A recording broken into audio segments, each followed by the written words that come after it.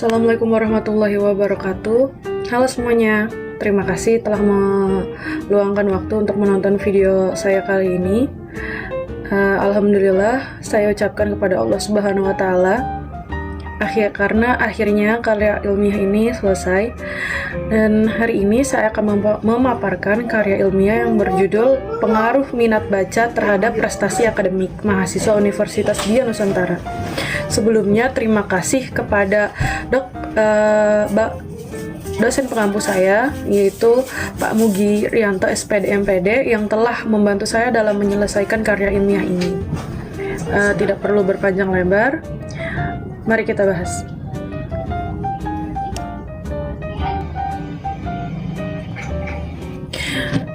Pertama ada latar belakang. Prestasi akademik dipengaruhi banyak faktor, salah satunya minat baca. Namun, tingkat minat baca masyarakat Indonesia masih rendah. Kemudian, lingkungan kuliah yang dinamis membuat kemampuan literasi semakin penting.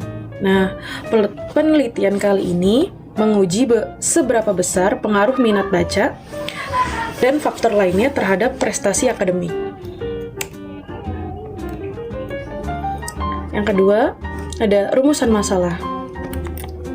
Rumusan masalahnya terdiri dari apakah dukungan lingkungan berpengaruh terhadap prestasi akademik, apakah kurikulum pendidikan juga berpengaruh, dan apakah kebiasaan membaca mempengaruhi prestasi, apakah motivasi membaca memiliki pengaruh juga, dan apakah seluruh variabel tersebut berpengaruh secara simultan. Tujuan penelitian. Tujuan utama penelitian adalah mengetahui seberapa besar pengaruh tiap faktor terhadap prestasi mahasiswa. Selain itu, penelitian ini juga ingin mengetahui faktor mana yang paling dominan agar bisa fokus peningkatan di kampus. Hasil penelitian ini diharapkan bisa menjadi dasar untuk memperbaiki budaya literasi di lingkungan mahasiswa. Dan kemudian ada metode penelitian. Metode penelitian yang saya gunakan itu menggunakan pendekatan kuantitatif. Artinya data berupa angka. Instrumen utama berupa kuesioner dengan 12 pertanyaan berbasis skala Likert 1-3, setuju sampai tidak setuju. Sampel diberikan kepada 107 mahasiswa dari Universitas Dian Nusantara, dan teknik pengambilan sampelnya adalah snowball sampling, yaitu responden awal merekomendasikan pada responden berikutnya. Jadi saya memberikan pada salah satu mahasiswa Universitas Dian Nusantara, kemudian orang itu menyebar kuesionernya kepada teman-temannya, yang di kuliah di Undira juga. Data diolah untuk melihat hubungan dan pengaruh antar variabel. Kemudian ada uji instrumen. Uji instrumennya ada validitas dan reliabilitas. Pertama, validitas. Semua item pernyataan dinyatakan valid.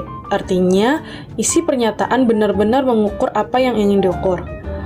Dan reliabilitas itu hasilnya menunjukkan semua variabel itu reliable. Artinya, data stabil dan konsisten. Nah, variabel dalam penelitian saya itu ada di Y-nya, prestasi akademik mahasiswa berpengaruh terhadap X1, dukungan lingkungan, X2, kurikulum pendidikan, X3, kebiasaan membaca, X4, motivasi membaca. Hasil regresi berganda sampai interprestasi. Hasil penelitian saya menghasilkan persamaan Y sama dengan 1821 ditambah 0,368 X1 dan dikurang 0,175-nya X2 ditambah 0,121-nya X3 ditambah 0,031-nya X4. Maksudnya bagaimana? Maksudnya dari variabel yang pertama yaitu X1, dukungan lingkungan. Pada dukungan lingkungan itu memiliki pengaruh positif signifikan. Artinya, semakin baik dukungan dari keluarga, teman, atau suasana belajar, semakin baik prestasi mahasiswa. X2, kurikulum pendidikan itu tidak signifikan. Artinya, perubahan kurikulum tidak terlalu berdampak pada prestasi jika tidak didukung faktor lain. X3-nya kebiasaan membaca. Kebiasaan membacanya itu tidak signifikan, tidak berpengaruh signifikan. Mahasiswa yang rajin membaca belum tentu otomatis punya nilai akademik yang lebih tinggi. X4-nya motivasi membaca. Motivasi membacanya itu tidak signifikan. Motivasi saja tidak cukup jika tidak ada konsistensi atau dukungan lingkungan. Kemudian ada koefisien determinasi. R square-nya itu saya mendapat 0,317, artinya hanya 31,7 prestasi akademik dapat dijelaskan dari 4 variabel tersebut, dari 4 variabel yang saya buat. Sementara 68,3% prestasi akademik dipengaruhi faktor lain yang tidak saya teliti, seperti contohnya kemampuan mengatur waktu, kecerdasan individu, strategi belajar, fasilitas belajar, kondisi psikologis dosen, dan metode pembelajaran. Kemudian ke pembahasan, dukungan lingkungan menjadi faktor terkuat. Contoh, keluarga yang mendorong untuk belajar, teman-teman yang aktif belajar bareng, dan suasana rumah yang kondusif. Kemudian minat baca belum berpengaruh kuat. Hal ini mungkin karena mahasiswa lebih banyak membaca materi di internet atau video, bukan membaca di buku secara intens. Kurikulum pendidikan belum memberikan dorongan yang besar. Kurikulum yang baik tetap membutuhkan motivasi dan keterlibatan mahasiswa untuk berdampak efektif. Motivasi membaca tidak otomatis membuat prestasi meningkat. Motivasi tanpa tindakan kebiasaan baca rutin tidak memberikan dampak yang besar. Kemudian akhirnya ada di kesimpulan, faktor yang paling mempengaruhi prestasi membaca adalah dukungan lingkungan. Minat membaca, kebiasaan, dan motivasi belum menjadi faktor yang dominan. Secara keseluruhan, keempat variabel tetap memiliki pengaruh bersama. Prestasi akademik dipengaruhi berbagai faktor lain di luar penelitian. Ada kebutuhan peningkatan budaya literasi di kampus.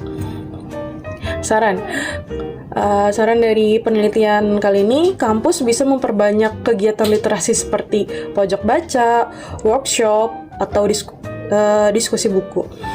Mahasiswa disarankan memulai kebiasaan membaca minimal beberapa menit setiap hari, dan dosen bisa membuat tugas yang mendorong mahasiswa membaca sumber ilmiah. Kemudian perlu adanya dukungan dari keluarga dan teman untuk menciptakan lingkungan belajar yang positif. Oke, baik. Sudah selesai presentasi saya kali ini. Kurang lebihnya mohon maaf.